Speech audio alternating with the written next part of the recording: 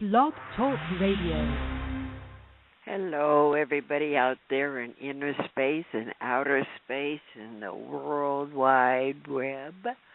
This is Girl George and the Dragons radio show. I'm Girl George, and anybody I can drag on stage is the Dragons. So I guess that's you today, for everybody that likes crazy, weird, bizarre, over-the-edge acts, musicians and poets and artists and tattoo artists, and the further out, the better. So today we have an old friend of mine that I know from the Missouri Lounge, and he does like rockabilly. He's a rockabilly recording artist. He's a singer-songwriter. His name is Johnny Fire. So here's Johnny. Hi, Johnny. How you doing? How you doing, Girl George? Good evening, Berkeley, California. Where are you at now? I'm calling from Tallahassee, Florida. Florida. Is that where you're from? Yes, I was born in Tallahassee, actually. So I have some roots here. Actually, just currently recording a project and just stepped out of the studio to do the interview. What's the name of your latest album?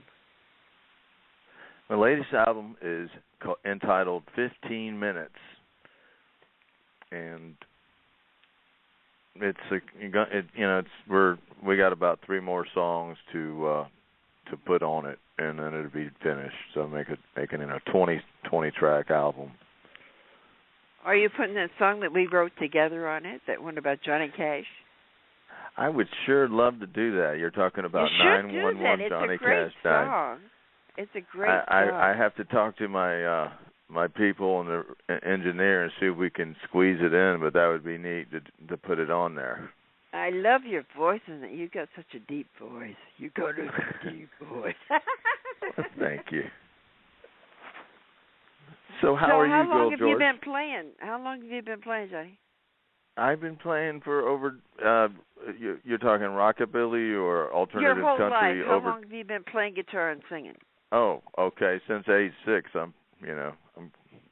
don't think I have to give my age out right now. No, you don't have to give your age. Since age 6, I started playing the violin, and from there I went to rock and roll. Pretty much self-taught, So you played all over. You played with some of my old friends, Billy Joe Shaver's an old friend of mine from Nashville. I seen you play a concert with him. Yes, ma'am. Where was that at? It's a good friend of mine. Actually, it's a little bit of a story to that. I actually first met Billy Joe Shaver when I was playing a gig in Nashville, Tennessee at Tootsie's. This must have been, I guess, 2003, 2004. And I was first introduced to him, and not really. It's kind of a dark, the Orchard Lounge is kind of a dark bar back there. You can't really see faces too well, but my friend introduced me as that. This is Billy Joe Shaver, I'd like to introduce you. And he actually came up and shook my hand, and that was that. And I was able to make a connection there, and ended up doing a opening up for him in Nashville, Tennessee at the Dukes Fest in 2006. That's a Dukes of Hazzard, right? Yes, ma'am. It's a festival that they have for Dukes of Hazzard fans and the people involved with that. Actually, Willie Nelson was there that evening too. So him and Jesse Coulter. It's quite a fun show. Yeah, I knew Waylon. Tennessee. I never met Jesse or Willie. I knew Waylon and Christopherson and Billy Swan. Have you met Billy Swan? Can you repeat that, George? Billy Swan. He used to play with Christopherson. No, I haven't. I have not met him yet. And you also played with the Blasters. That's from a whole different place. Yes, ma'am. Actually, they're friends of mine. They're from Los Angeles. I was a contact there. John Bass and Phil Alvin, and we did some shows together, and here in Tallahassee, did a show with them, and actually got to open for them here. Sometimes we have to get some of these shows up on YouTube. Maybe I can talk to you about that. That'd be nice. Yeah, that would be great. Who else have you played with? We've done quite a bit of performing. Main acts that come to my mind, it would be Dexter Romweber of the Flat Duo Jets. We've done quite a bit of shows with international artists. But as far as me performing with my music on my record, I have Doug Morgan on upright bass. We have on the new record, we have him, and we also featured Christopher Carter from a band from the 90s, Zombie Birdhouse. I've on drums, I've worked with Scott MacArthur from Tallahassee, Florida. I've worked with Donnie Crenshaw. Quite a few popular people, especially in the punk rock and alternative country realm of folks. As far as celebrities, do you have out altogether? Right now, there's currently 5, but there's one on cdbaby.com. You can / Johnny Fire, and you can order that one, and that's Southern Depression. That was the first record that I released under my publishing company, Johnny Fire Music, with BMI. So on Facebook, your name is John Smith, right? Yes, ma'am. You should put it Johnny Fire so that they can find you. Well, we have it. They make you build a page on that, you know. And they don't let you put Johnny Fire as a name? I tried, and even I have a domain and showed them that too. It seems to just make me have a page called Johnny Fire. So there's a page on Facebook, but my website is johnnyfire.com. That's up there as far as you can see on the front page. A booking contact and my Yahoo mailing address. That's the best way to book my band. Facebook did that to me too. They wouldn't let me put girl on, GIRL, and so I put 2 R's in it. See, if you spell it wrong, it goes right by. They have certain words that they have plugged in there that they don't want you to use, like girl, like madam, like fire. So if you spell it wrong, it slides right underneath. It slides right through. That's why my name is spelled GIRRL, because it's spelled wrong and it went by. Well, that took me a long time to figure that out. The internet world has surely changed the way people go about doing business. I'm always one of the people, like a common man. I just with a good handshake and look you square in the eye. That's who I am. But surely, actually, it's deceitful in a way.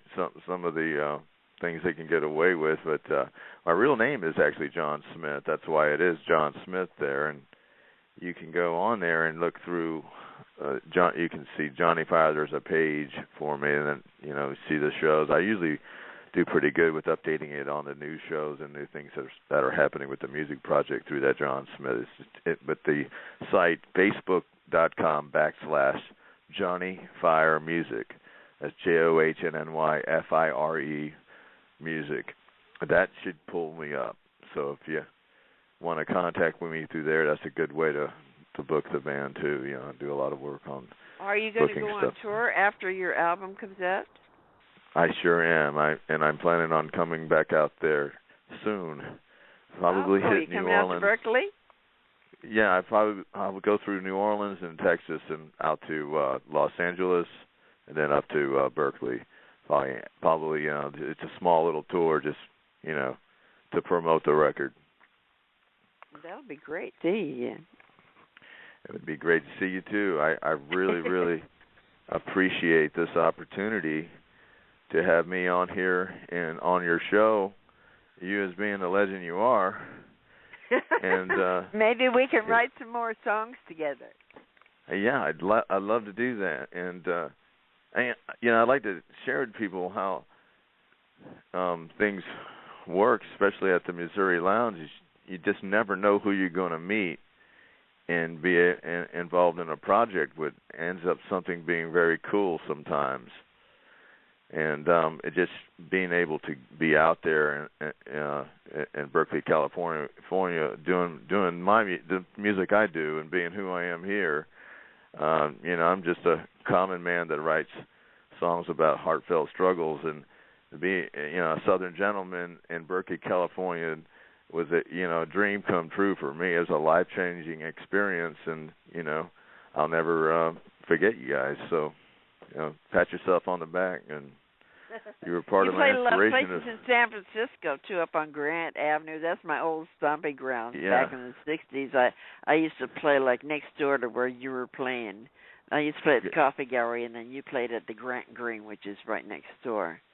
Yeah, we played there. I actually played there in New Year's show. One time, me and Doug, the upright bass player, flew out there and played on gig out there, and got to stay in this. I think our guitar player's girlfriend had a mansion out there. It was like one of the $10 million mansions, beautiful home. So I was like, this would be a town I'd love to live in one day when I, ever become rich at this, make some damn money. You played live out in San Francisco. Too, didn't you? Didn't you play a street fair while you were here in San Francisco?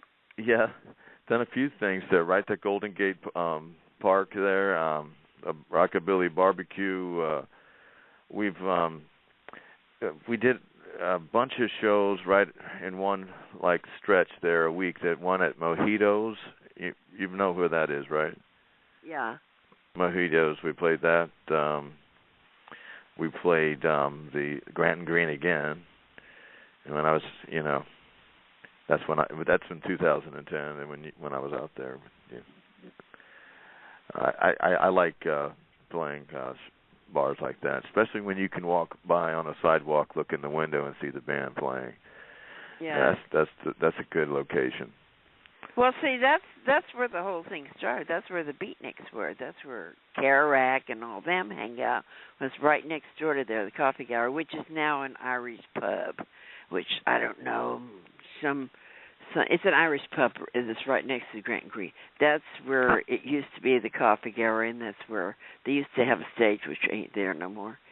And all the Beatniks used to play there, and then the hippies came in and did it there. Uh-huh.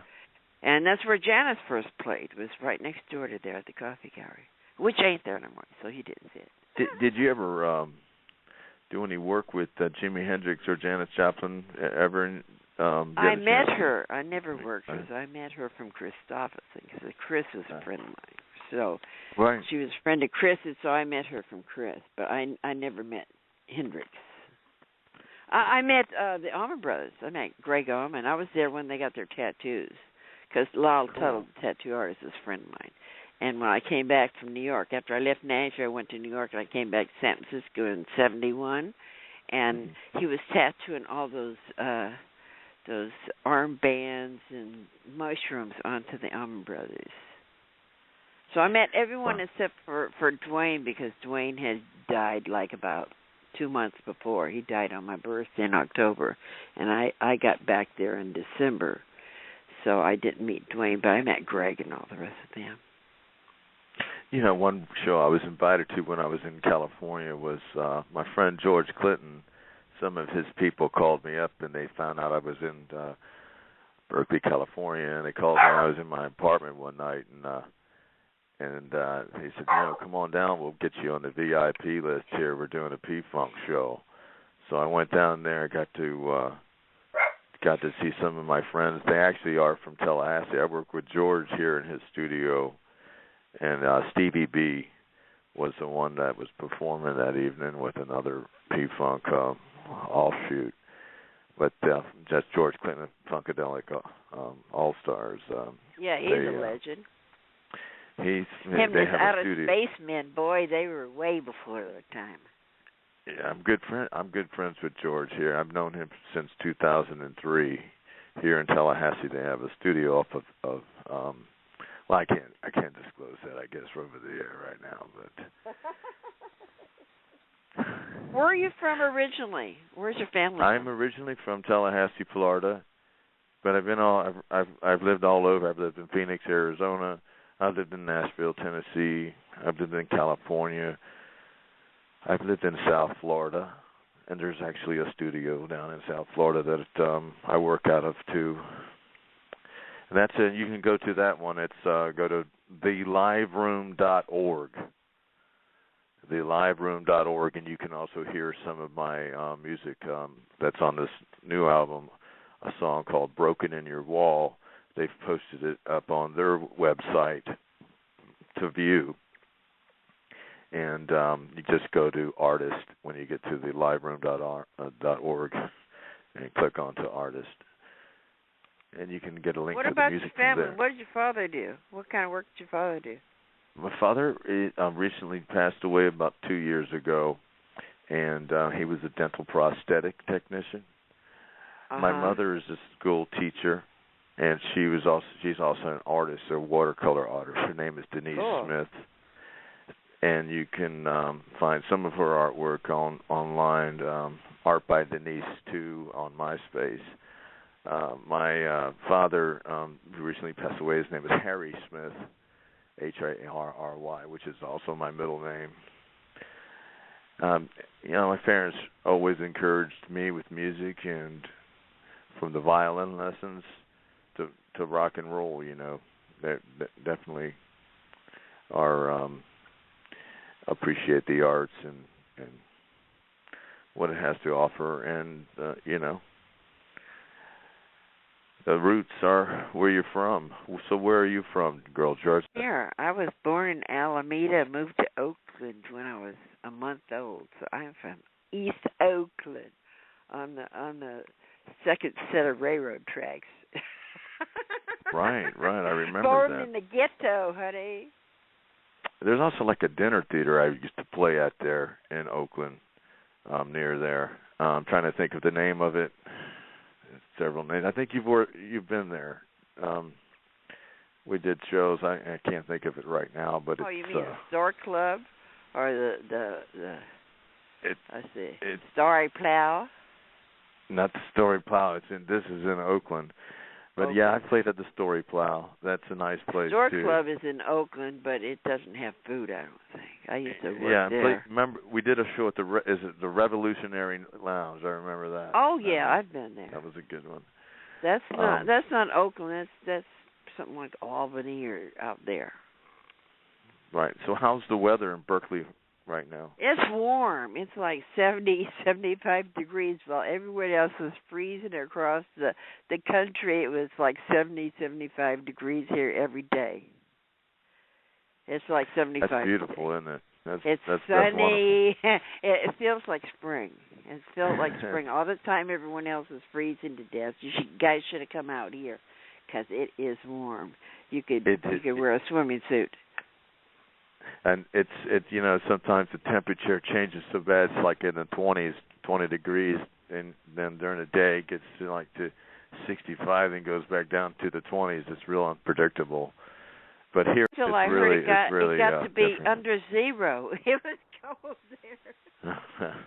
It was colder in Nashville than it was in where Alaska, I heard. On the Facebook, all my friends are telling me, it's cold out here.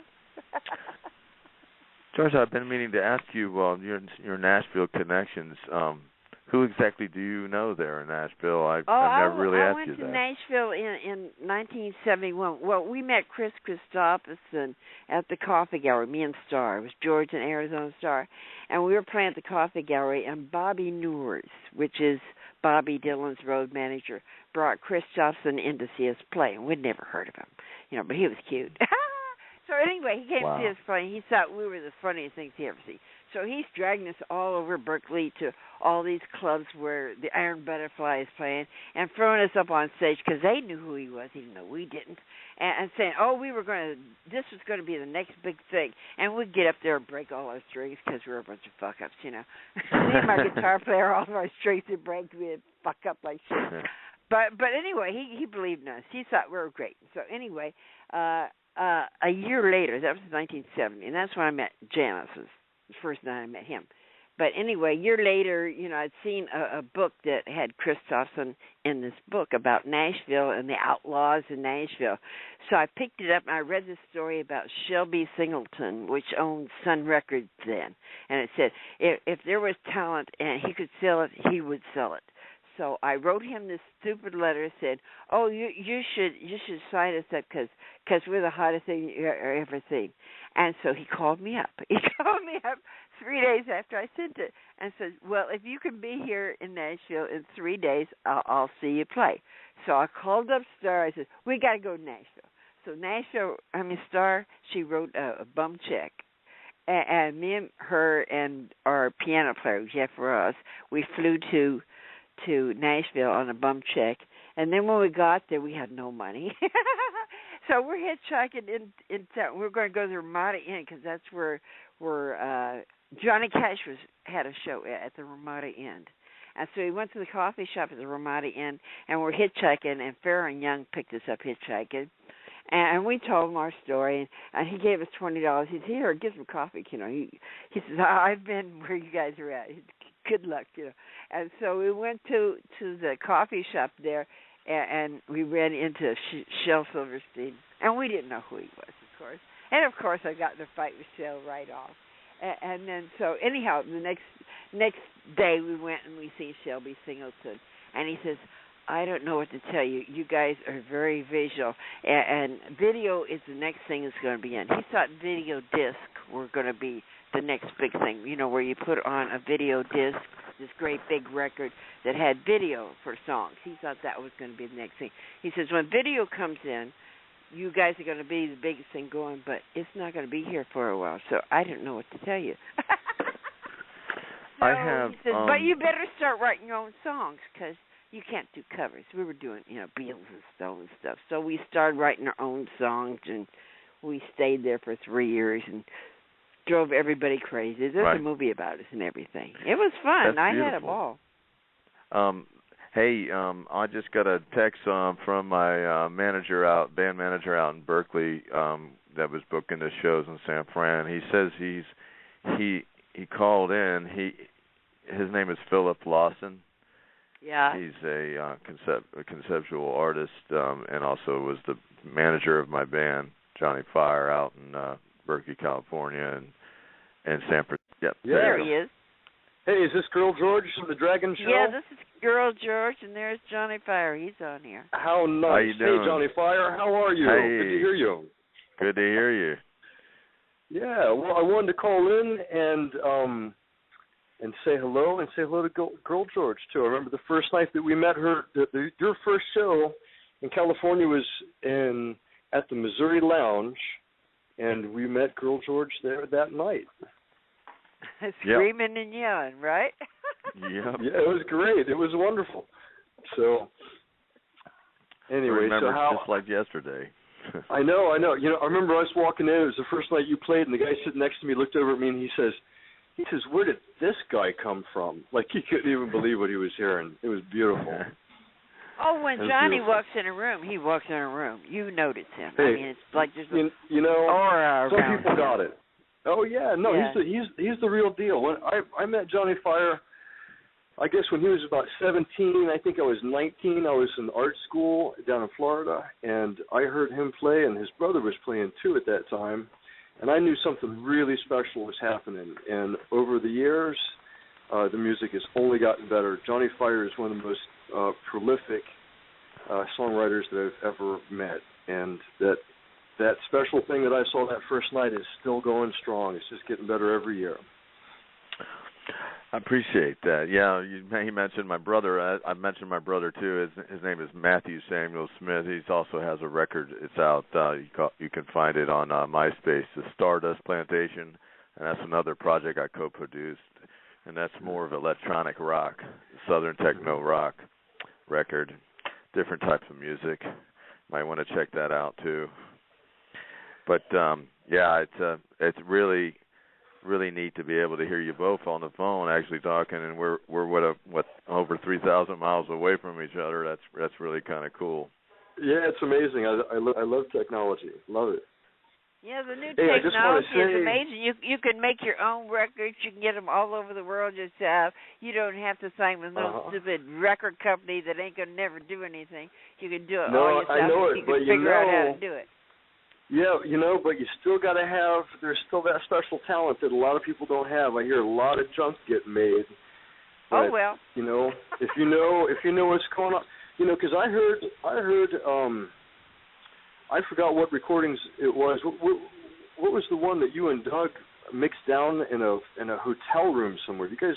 15 minutes. They're gonna probably play that tonight, I think. Okay, listen. That's an amazing song. That was mixed with good gear. It was mixed in a hotel room, and it's if you got the talent and you got the technology. You can do it. Well, that's going to be at the end of... See, I make a video out of this show after we do it tomorrow. I'll put pictures of Johnny on it. And at the end, he's already sent me that song. So that song will be at the end of this show and the video. That's 15 minutes. I wrote that, and it was also co-written with my other bass player here in guitars. His name is Christopher Carter. Him and I both co-wrote that song, and I produced it. Me and Doug came down from Berkeley to a warehouse we had here in Tallahassee that we were rehearsing at, and came in and recorded most of the 4 songs for this new record, and he recorded it at the rehearsal spot, and then we brought it to the Motel 6. To get away from just everything, and set the motel up like a recording studio. Basically, brought upright basses in there, analog geared guitars from the 1950s, and I just remember when the maids were walking by in the morning, looking in that room and seeing all that gear, or what they thought, and there are 2 guys sitting at a screen, But Morgan's a workaholic for sure, and the Doug Morgan from Frank Analog Audio. He's in San Francisco, based out of San Francisco and Sacramento area now. But he's definitely an asset to the band when he was on board. Everybody go look for Johnny Fire, and his name is Johnny Smith on YouTube. Thank you for coming to my little show here. Yeah. Yeah. Have a good day. Bye. Yeah. Bye, Girl George. Bye, Johnny Slayer. Yeah. Goodbye, everybody. This is Girl George and the Dragons radio show. Come by again next week for more exciting, interesting, odd, strange, lovely people. Everybody's crazy but me. Everybody's nutty as can be. Sell your soul for what you think you need. Some call it survival, some call it greed. What's a pound of flesh worth today? Go ahead and sell it or give it away. Maybe I'm stupid or just not easy. Everybody's crazy but me.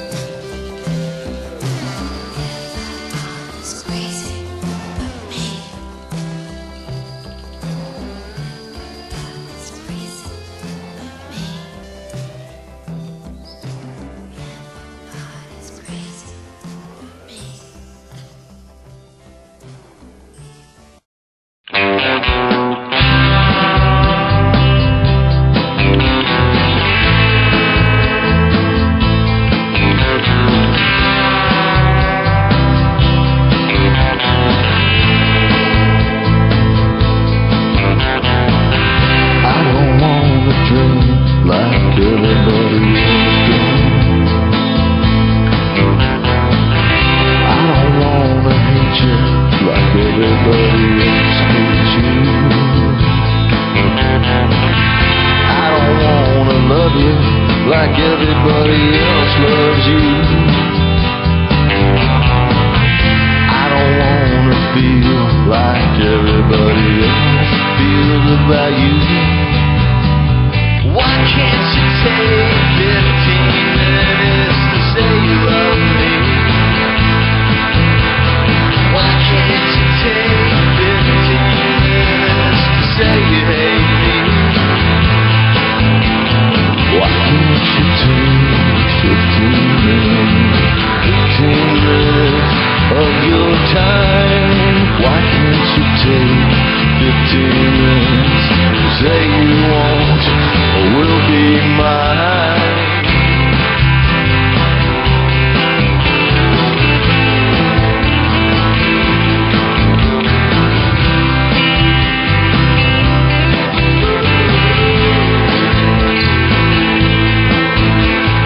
Why can't you take 15 minutes of your time? Why can't you take 15 minutes to say